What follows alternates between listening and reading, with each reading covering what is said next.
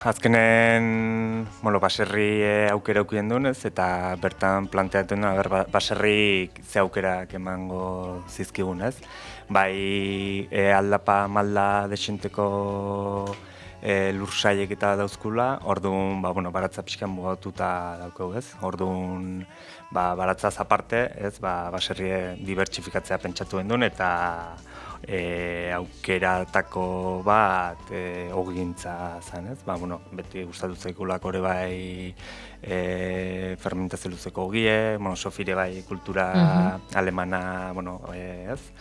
Ogi mota honetan desenteko kultura dago, eta boixe, asko pentsatu begi esan, aurre egin gendu norta, baratzakin hasi ginen, nolabait diru iturri azkarrago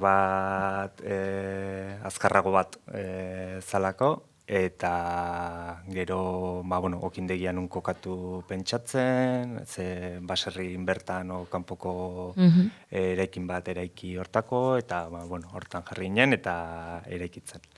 Eta prozesu luzea izan dela, 3 urteko prozesu okindegi ere martxan jartzeko.